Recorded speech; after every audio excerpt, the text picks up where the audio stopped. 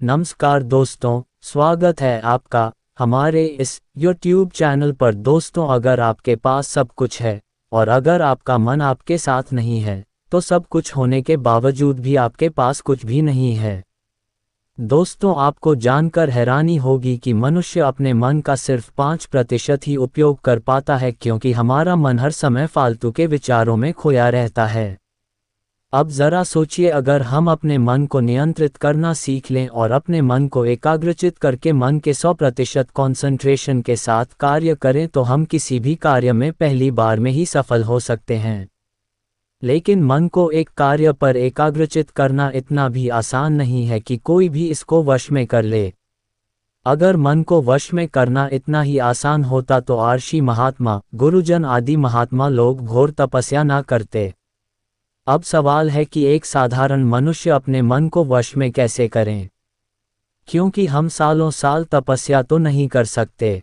तो दोस्तों, आज की बौद्ध भिक्षु की कहानी में आपको पता चलेगा कि आप अपने मन को अपने वश में कैसे कर सकते हैं और अपने मन के 100% कॉन्सेंट्रेशन के साथ कार्य करके अपने लक्ष्य में पहली बार में ही सफलता पा सकते हैं। नमस्कार दोस्त, पर आपका स्वागत है। तो शुरू करते हैं। घने जंगलों के बीच बसा एक गांव था जिसमें मानव नाम का एक युवक रहा करता था। मानव अपने अनियंत्रित विचारों और अशांत मन से हमेशा परेशान रहता था। उसके दिमाग में इतने अनियंत्रित विचार चलते रहते कि वह रात को ठीक से सो भी नहीं पाता था। कभी कभी वह नींद से अचानक जाग जाता, क्योंकि उसके मन में हमेशा अशांति रहती और कुछ विचार तो उसके इतने खतरनाक होते कि वह उसे नींद से भी जगा देते थे और वह उन विचारों से डर भी जाता था, क्योंकि जब भी वह अपनी आंखें बंद करता तो उसे कुछ भयावह और डरावनी चीजें दिखाई देती थी, जिस वजह से वह अशांत और बेचैन रहने लगा था।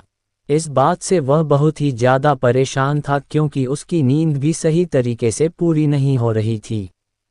उसे लग रहा था कि उसका दिमाग किसी अनियंत्रित शक्ति के वश में है, क्योंकि मानव अपने दिमाग और मन को जितना शांत करना चाहता उसका मन उतना ही भटक जाता।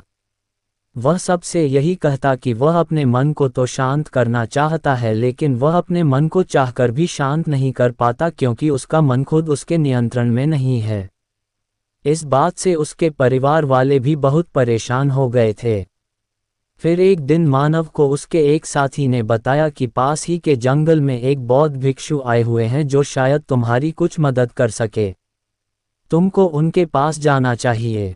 पहले तो मानव ने जाने से मना कर दिया, पर फिर मानव ने सोचा कि क्यों ना एक बार जाकर देख ही लिया जाए, क्योंकि मानव सोचता था कि बहुत जगह इलाज कराया पर कोई फर्क नहीं पड़ा। हो सकता है कि यहाँ दिखाने से कुछ हल निकल जाए। इसी सोच के साथ वह जंगल में उन बौद्ध भिक्षु से मिलने पहुँच जाता है। मानव ने वहाँ जाकर देखा कि बौद्ध भिक्षु सिर्फ लोगों का उपचार ही नहीं कर रहे थे, बल्कि वह एक बहुत ही बड़े तपस्वी महात्मा भी थे। जब मानव जंगल में उन बौद्ध भिक्षु के आश्रम में पहुंचा तो वह उनको प्रणाम करके कहने लगा कि गुरुवर, मैंने आपका बड़ा ही नाम सुना है आप लोगों का उपचार करने के साथ साथ एक बहुत बड़े तपस्वी भी है। बौद्ध भिक्षु ने कहा, भंते तुमने ठीक सुना है। तब मानव ने कहा, गुरुवर, मेरे दिमाग में तमाम तरह के विचार आते रहते हैं और वह मुझे बहुत ही ज़्यादा परेशान करते रहते हैं। मैं उन विचारों से इतना ज़्यादा परेशान हो गया हूँ कि मुझको अपना जीवन ही व्यर्थ लगने लगा है।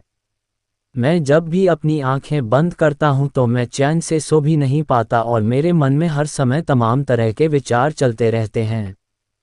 कृपया करके कुछ उपाय बताएं। ये सुन बौद्ध भिक्षु ने कहा, बस इतनी सी बात है। तुम इस पेड़ पर उल्टा लटक जाओ और मैं जब तक तुम्हें उतरने को ना बोलूं तब तक तुम्हें इस पेड़ पर ऐसे ही उल्टा लटके रहना है। मानव कहने लगा कि गुरुवर, यह कौन सा तरीका है? इससे तो मुझे बहुत दिक्कत हो जाएगी। आपके पास अगर कोई जड़ी बूटी है तो दे दीजिए, नहीं तो मैं यहाँ से जा रहा हूँ। मैं यहाँ उपचार नहीं करवाने वाला। उल्टा पेड़ पर लटकूं, यह मुझसे नहीं होने वाला है। ये सुन बौद्ध भिक्षु ने मानव से कहा कि अगर तुम ये काम नहीं कर सकते तो तुम मेरी कुटिया से जा सकते हो। मैं तुम्हारा इलाज नहीं कर सकता, क्योंकि अगर तुम्हें अपने मन को शांत करना है तो मैं जैसा कहता हूँ तुम्हें वैसा ही करना होगा। मानव वहां से जाने को तैयार हो जाता है। फिर वह रुककर सोचने लगता है कि इस गुरु में कुछ ना कुछ तो खास बात है। हो सकता है कि इसका उपचार करने का तरीका ही अलग हो, और सोचने लग जाता है कि चलो देख ही लेते हैं।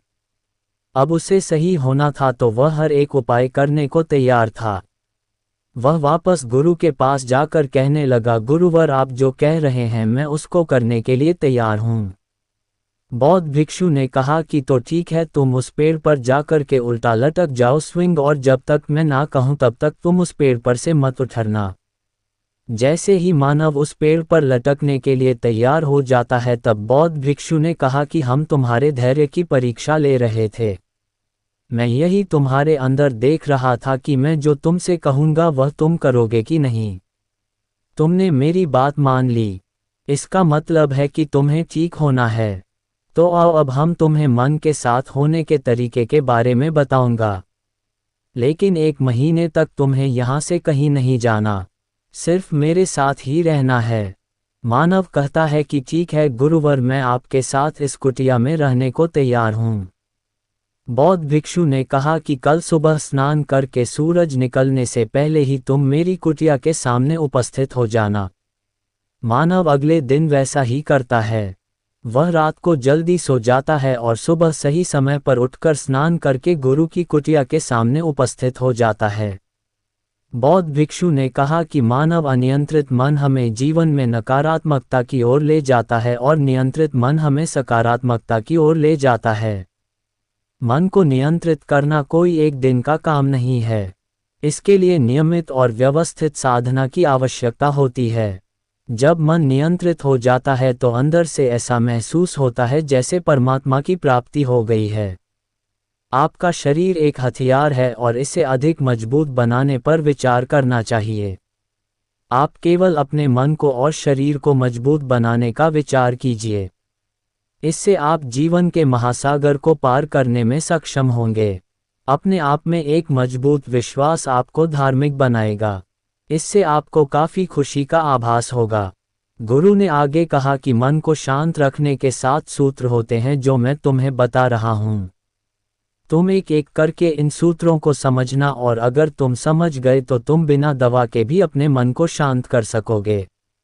बौद्ध भिक्षु ने 7 सूत्रों को बताते हुए कहा कि मन को शांत रखने का पहला सूत्र है, जो हो रहा है उसे होने दो, जो बह रहा है उसे बहने दो। गुरु ने बताया कि मानव कभी कभी कोई चीज़ें हमारे अनुसार नहीं होती और हम फिर उन चीज़ों को अपने हिसाब से करने के लिए अथक प्रयास करते हैं और फिर हम उस कार्य में हारने लगते हैं।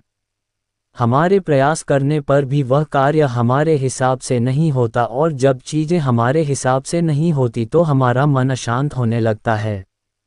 अब जैसे मैं तुमसे कहूँ कि इस समय गर्मी बहुत पड़ रही है और अगर तुम चाहो कि ठंडी ठंडी हवा बहने लगे तो ये तो असंभव ही होगा, क्योंकि हमारे चाहने से इतनी जल्दी यहाँ जंगल में ठंडी ठंडी हवा नहीं बह सकती। ठंडी हवा तो यहाँ तब बहेगी जब यहाँ भौगोलिक परिवर्तन होगा, मौसम बदलेगा, तभी जाकर ठंडी ठंडी हवा बहेगी। लेकिन अगर हम ये सोचे कि ठंडी हवा बहने लगे और हमारी गर्मी मिट जाए तो ऐसा होना असंभव है। जबकि हमें ये काम करना चाहिए कि खुद को मौसम के हिसाब से ढाल सके, तभी तो हम इस गर्मी से बच सकते हैं। तो कई बार व्यक्ति के साथ भी ऐसा होता है कि वह चाहता तो है कि चीज़ें उसके हिसाब से हो, लेकिन चीज़ें उसके हिसाब से नहीं होती। ऐसे समय में व्यक्ति को खुद उसके हिसाब से अपने आप को ढालना चाहिए, क्योंकि अगर हम वातावरण के हिसाब से खुद को नहीं ढालेंगे तो हम बहुत ही पीछे रह जाएंगे और हम हमेशा परेशान रहेंगे और हमारा मन कभी भी शांत नहीं रहेगा। इसलिए जो हो रहा है उसे होने दीजिए। जहां मन जाना चाहता है उसे जाने दीजिए। बहते झरने की तरह उसे बहने दीजिए। आप अपने आप पर दृढ़ विश्वास रखिए कि आप अपने मन को सभी दिशाओं में देख रहे हैं। अगर आप उसे रोकने का प्रयास करेंगे तो मन बेचैन होने लगेगा। इसलिए शांति से बैठ जाए और उसे बहती नदी की तरह बहने दीजिए। वह जहां जा रहा है उसे जाने दीजिए। उसे रोकने का प्रयास मत कीजिए। धीरे धीरे जब विचार आपके मन में बहने लगे, तमाम विचार उठने लगे, विचारों का सैलाब आपको परेशान भी कर सकता है।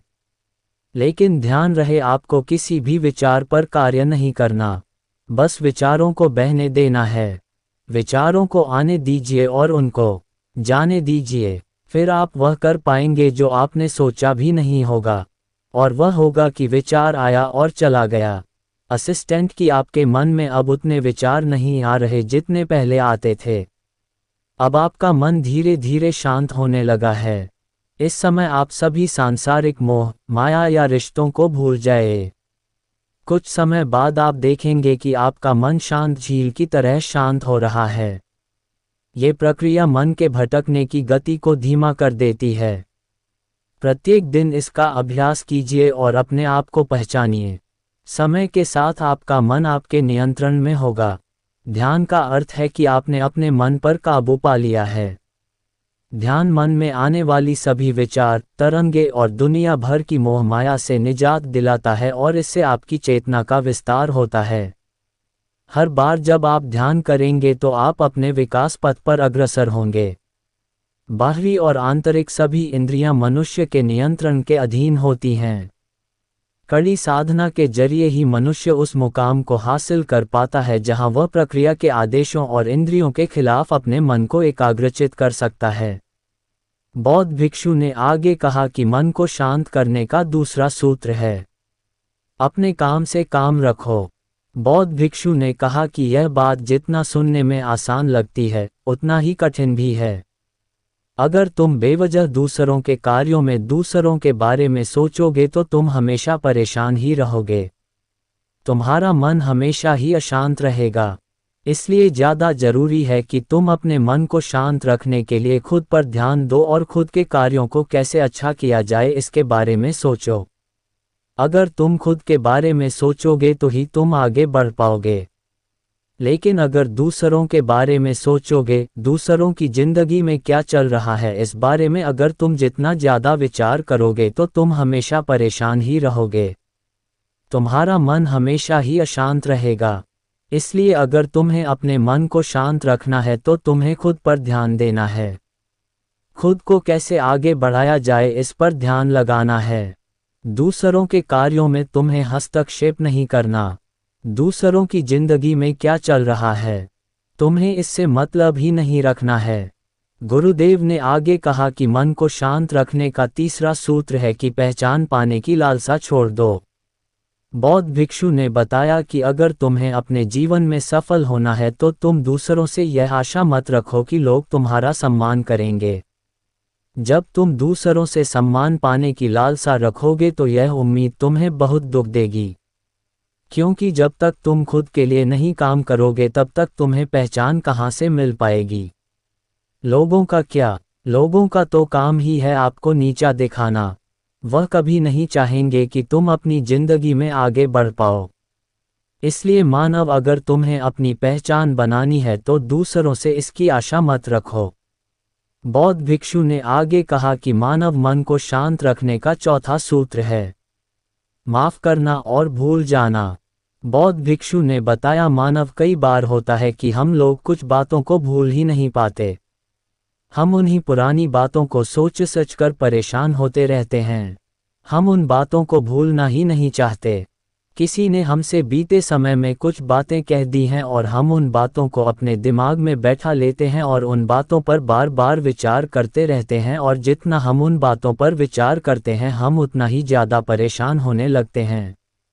इसे ऐसा समझो कि एक मीठा जहर होता है जो कि हमें अंदर ही अंदर मारता रहता है, लेकिन हमको इसका पता नहीं चल पाता है।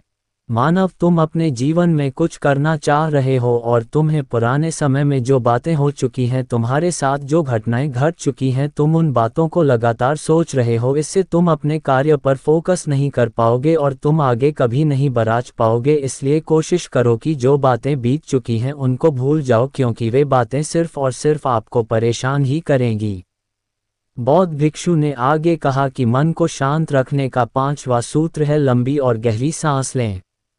जब भी तुम्हारा मन अशांत होने लगे तो तुम गहरी और लंबी सांस लेने का प्रयास करो। यह मन को शांत रखने का अचूक का और सरल उपाय है। जब तुम अपना ध्यान सांस लेने पर केंद्रित करते हो तब तुम्हारे मस्तिष्क में अच्छे रसायन स्रावित होते हैं जो मन को केंद्रित करने और मन को शांत रखने में बेहद अहम भूमिका निभाते हैं। जब भी आपका मन अशांत हो तो आप 10 बार गहरी और लंबी सांस लेना शुरू करें और जब तक संभव हो सके सांस को रोकने के बाद धीरे धीरे इसे छोड़ दें। सांस भरते वक्त अपना ध्यान फेफड़ों पर केंद्रित करना चाहिए। ऐसा करने से मन और मस्तिष्क में भावनात्मक विचार नहीं आते और शांति का अनुभव होता है। बौद्ध भिक्षु ने मन को शांत करने में छठा सूत्र है योग करना। ये बात जो सभी जानते हैं कि योग से न सिर्फ तन बल्कि मन भी स्वस्थ और शांत रहता है। इसलिए मन को शांत करने के लिए योग करना एक सर्वोत्तम उपाय है। नियमित रूप से योग करने से व्यक्ति स्वस्थ रहता है। शांत दिमाग और मन के लिए शरीर का स्वस्थ होना बहुत ज़्यादा जरूरी होता है। इसीलिए प्रतिदिन कम से कम 30 मिनट तक योगा जरूर करना चाहिए। ध्यान केंद्रित करें। किसी चित्र पर या किसी वस्तु पर अपना ध्यान केंद्रित जरूर करें। यह उपाय मेडिटेशन की तरह काम करता है, लेकिन इस उपाय में किसी शब्द या विचार को सोचने और सुनने की जगह केवल शांति या खुशी देने वाले दृश्य और वस्तु पर अपना ध्यान केंद्रित करना है। जैसे आप सुबह उठे और उस वस्तु को जिसे आप पाना चाहते थे तो आपका मन अपने आप खुशी से झूम उठेगा। आगे बौद्ध भिक्षु ने कहा कि मानव मन को शांत रखने का 7वां और अंतिम उपाय है हमेशा सकारात्मक रहें। आपका मन जब भी परेशान होता है तो नकारात्मक विचार आपके दिमाग पर हावी होने लगते हैं। इसलिए जरूरी है हमेशा सकारात्मक विचारों पर ध्यान केंद्रित करें। ऐसा करने से आपका मन शांत होगा और अच्छे नतीजे हासिल होंगे। जब आप हमेशा सकारात्मक रहते हैं और जीवन के प्रति सकारात्मक विचार रखते हैं तो आप कामयाबी भी हासिल करते हैं और ऐसा होने पर आपके मन को खुशी मिलती है और आपका मन भी शांत रहता है। दोस्तों, ये 7 उपाय अगर आप भी अपने जीवन में अपनाते हैं तो आपका भी मन शांत रहेगा और जब आपका मन शांत रहेगा तो आप भी जीवन की खुशी का अनुभव कर पाएंगे। आप भी आनंद में जीवन बड़ी ही आसानी से व्यतीत कर पाएंगे। मानव, क्या तुम समुद्र में उठने वाली और सागर के जल में विलीन होने वाली इन लहरों को देख रहे हो? समुद्र तट पर टहलते हुए बौद्ध भिक्षु ने अपने प्रिय शिष्य मानव से यह सवाल किया और मानव ने अपना सर हाँ में हिला दिया। बुद्ध ने कहा, अजर और अमर होना जल के समान है, जन्म और मृत्यु लहरों के समान है। मानव, ये लहरें लंबी भी होती हैं और छोटी भी, लहरें ऊंची भी होती हैं और नीची भी, लहरें उठती भी हैं और गिरती भी हैं, किंतु उनका जल जल ही रहता है। जल के बिना लहरों का बनना ही संभव नहीं। लहरें लौटकर फिर जल बन जाती हैं। लहरें जल ही हैं और जल ही लहरें हैं।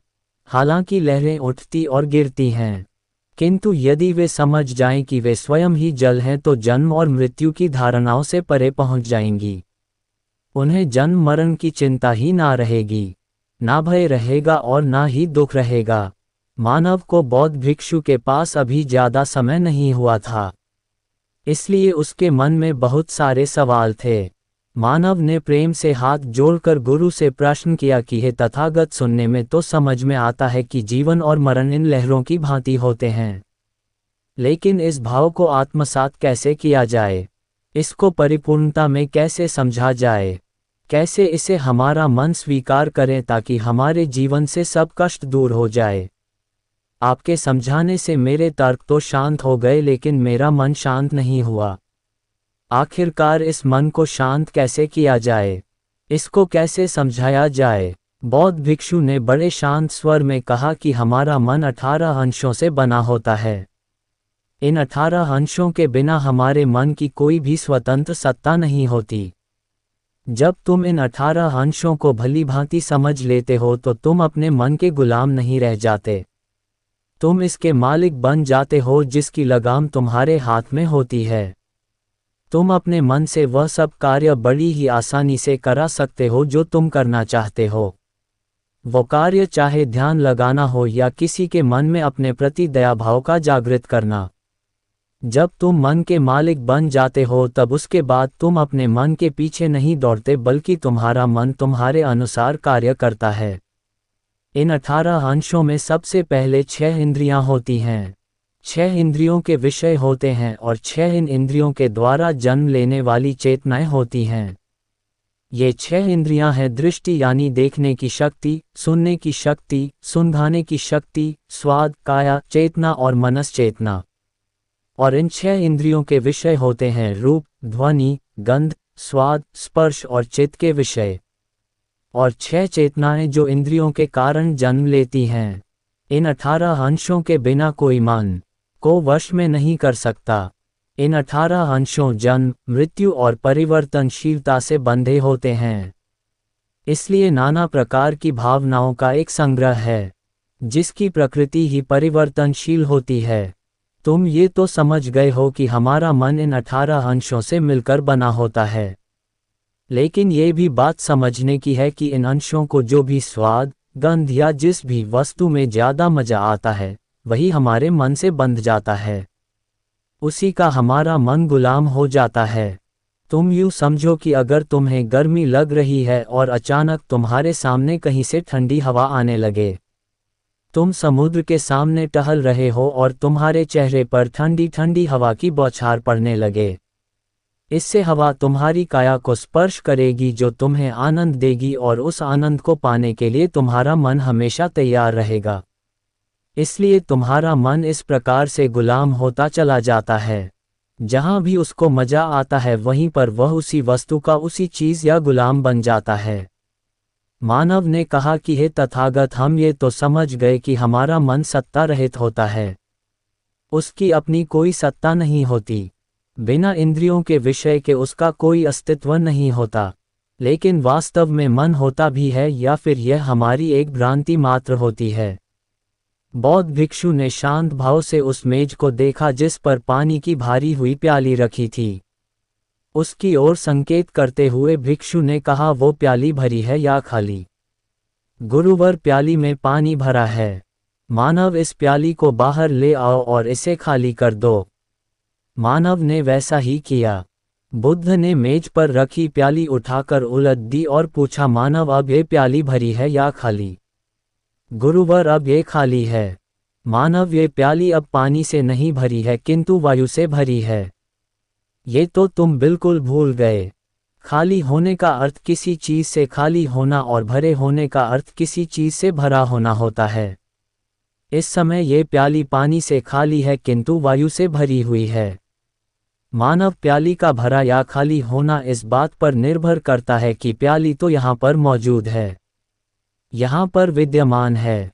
प्याली के बिना उसका खाली या भरा होना हो ही नहीं सकता।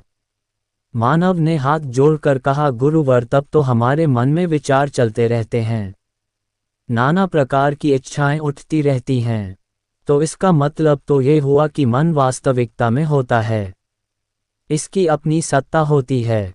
बौद्ध भिक्षु ने मुस्कुराते हुए कहा, मानव, शब्द के जाल में मत फंसो।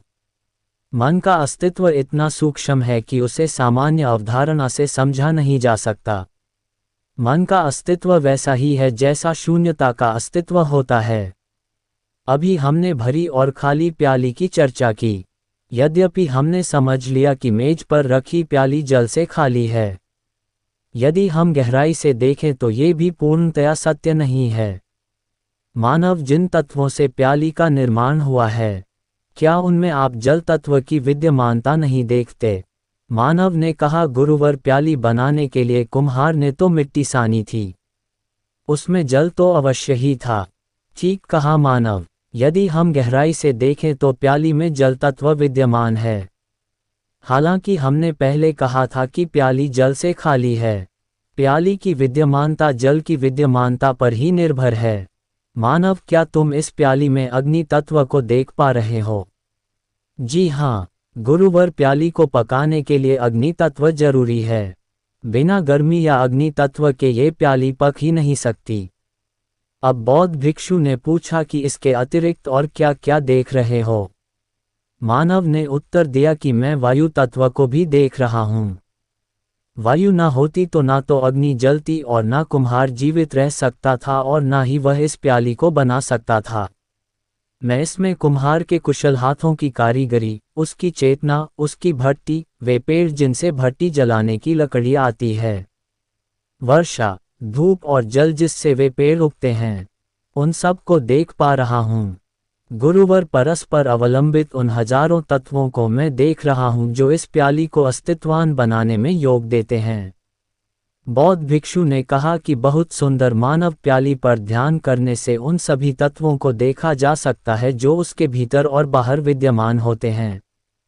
तुम्हारी अपनी स्वयं की चेतना भी उनमें से एक तत्व है।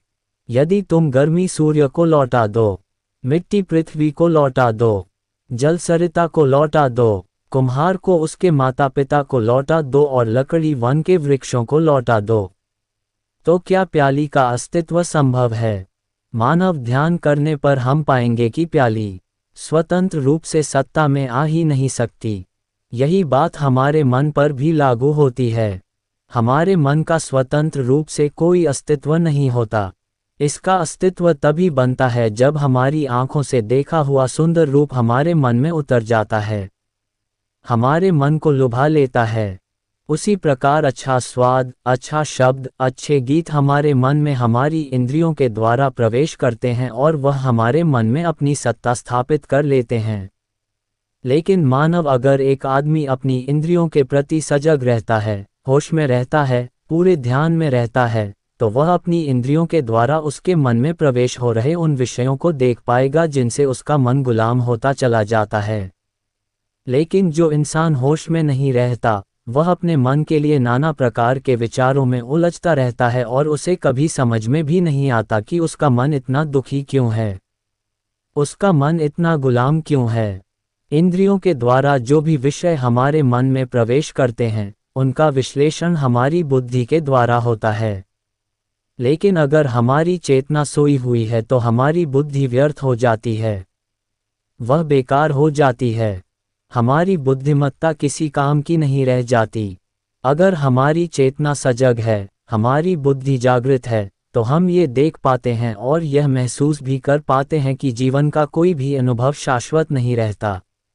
वो केवल तब तक आनंद देता है जब तक उस विषय का अस्तित्व बना रहता है। उदाहरण के लिए जब तुम कोई मीठा सेब खाते हो तो वह तुम्हें तभी तक आनंद पहुंचा सकता है जब तक तुम उस सेब को खाते रहोगे।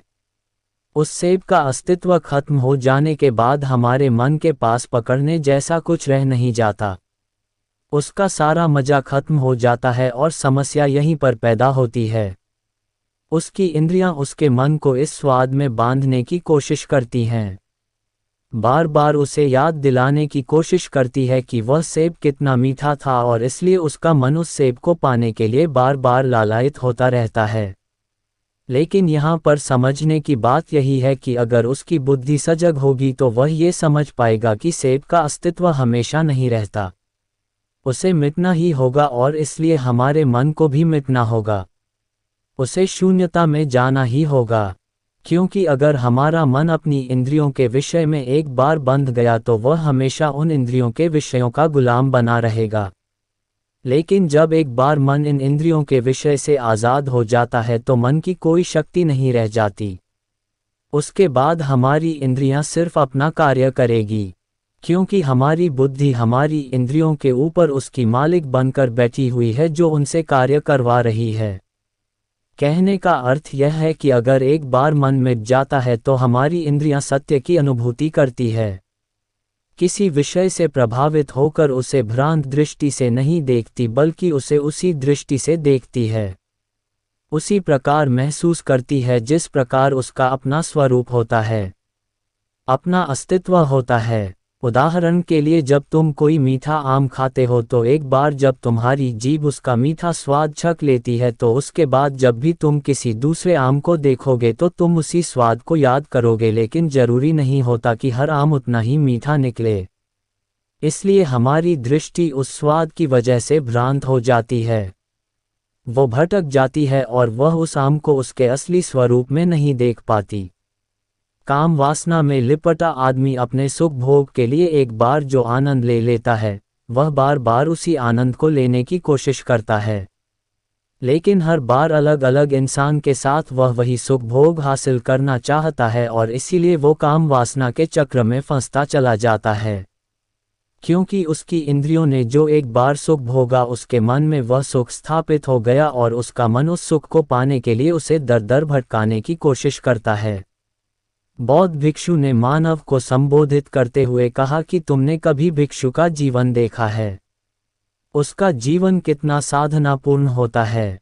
वह साधारण खाना खाता है, साधारण बिस्तर पर सोता है और कभी कभी तो जमीन पर ही सो जाता है। ना तो वह कभी कोई राग सुनाता है और ना ही कोई नया स्वाद लेने की कोशिश करता है। विषय वस्तु से हमेशा बचा रहता है और इसलिए उसका ध्यान में जा पाना बहुत ही आसान हो जाता है। वो ध्यान की उन गहराइयों को महसूस कर पाता है और वह उस परमानंद की स्थिति को प्राप्त कर पाता है जो कोई भी विषय वस्तु उसे कभी भी नहीं पहुंचा सकती। कोई भी विषय वस्तु एक सीमित समय के लिए तुम्हें कुछ आनंद दे सकती है, लेकिन परमानंद वह होता है जो किसी भी विषय वस्तु से जुड़ा हुआ नहीं रहता, जो शाश्वत होता है, जो सत्य होता है।